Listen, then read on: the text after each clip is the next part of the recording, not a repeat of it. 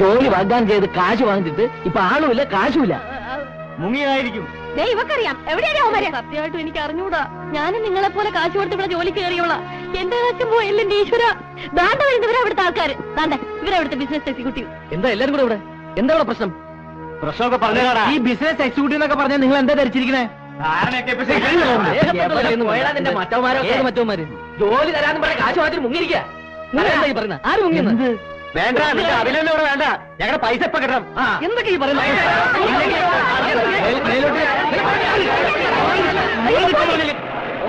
Police complaint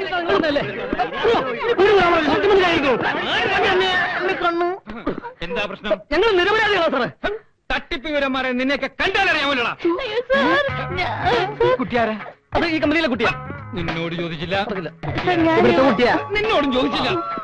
sir എന്നെ രക്ഷിക്കണം sir. എന്റെ കാശ് കൂടെ കൊണ്ടാണ് കാലമാടന്മാര് പോയത്. എന്റെ കമ്പനി മലയൊക്കെ വിറ്റ പൈസയാണ് സാർ. അവർക്ക് ഈശ്വര ശിക്ഷ കൊടുക്കണേ. ഇപ്പതാ കമ്പനിയും പരിഹാരം ഉണ്ടാക്കാം. കൂട്ടി ഇങ്ങോട്ടല്ല, അങ്ങോട്ട്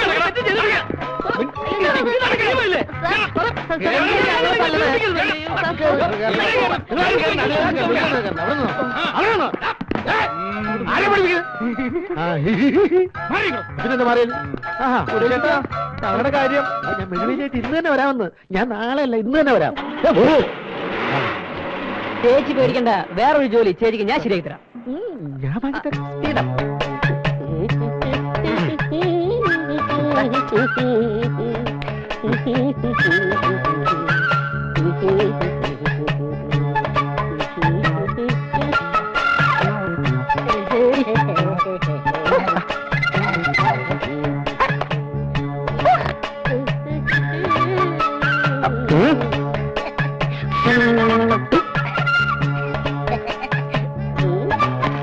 ഇതെപ്പടി இருக்கு?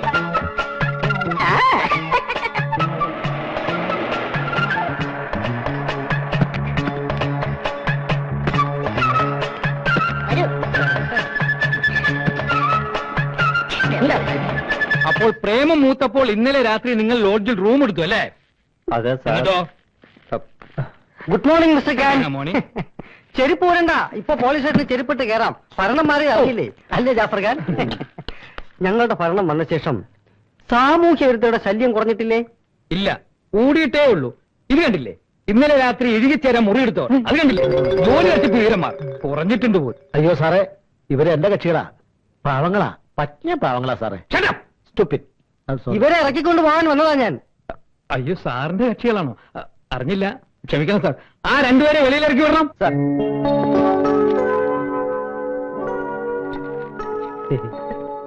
ഒന്ന് വേഗം തുറക്കണം. നീ എവിടേക്കാ? നീ എവിടെ കിടന്നാ മതി.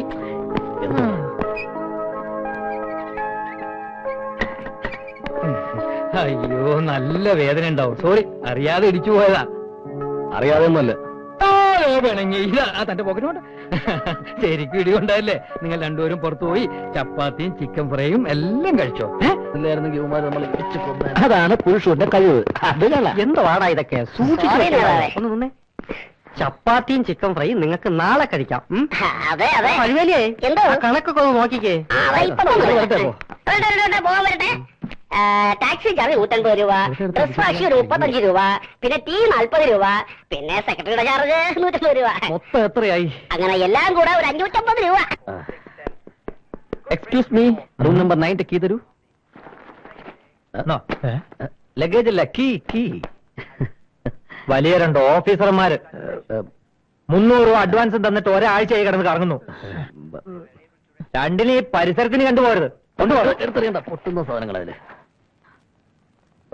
ഹലോ, പോലീസ് സ്റ്റേഷൻ ഒന്ന് കണക്ട് ചെയ്യൂ. റെയിൽവേ സ്റ്റേഷനിലേക്ക് പോവാം. വേണ്ട വേണ്ട.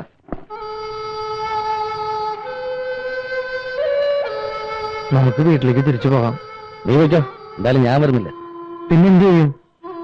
അവന്മാർക്ക് കൊടുത്ത ആ 1 ലക്ഷം രൂപ എങ്ങനെ തിരിച്ചു വാങ്ങിക്കണം? അവരെ കണ്ടുപിടിക്കുന്നവരവിടെ നിൽക്കണ്ടേ? അതിന് നിന്റെ കയ്യിൽ കാശുണ്ടോ? പിന്നെ എനിക്കിവിടെ കള്ളങ്ങോട്ടടിയില്ലേ? എന്റെ അവിടെ നിന്നാ കാശ്. നല്ല വിശപ്പുണ്ട് എനിക്ക്. ആ പറഞ്ഞ സംഭവം എനിക്കുണ്ട്. എന്തോന്നാ വിശപ്പ്? ഓ, നിനക്ക് അത് മാത്രമല്ലേ ഉള്ളൂ.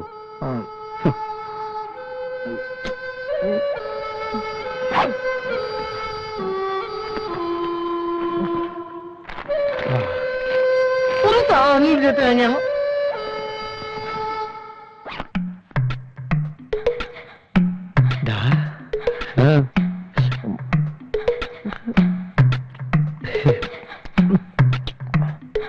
എന്തുവാടാ? ദുഃഖഭാരം ചുമക്കുന്ന ദുശഗുണമാണു ഞാൻ. തില്ലുമേടയിലിരുന്നെന്നെ കല്ലെറിയല്ലേ കല്ലെറിയല്ലേ എന്നെ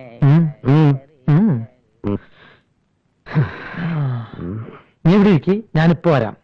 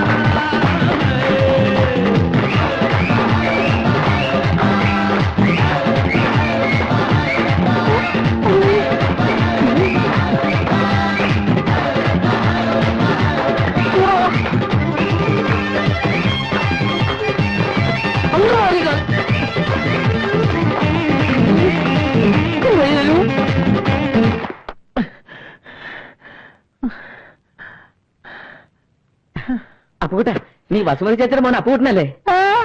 നമ്മൾ കണ്ടിട്ട് എത്ര നാളായി? അപ്പൂട്ട അപ്പൂട്ട, നിനക്ക് എന്നെ മനസ്സിലായില്ലേ?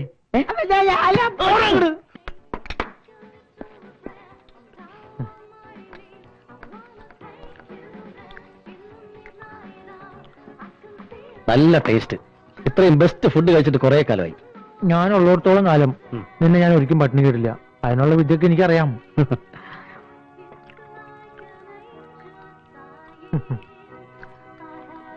വേറെ കഴിക്കേണ്ട വേണ്ട? ചപ്പാത്തി ചിക്കൻ ഫ്രൈ. Okay sir.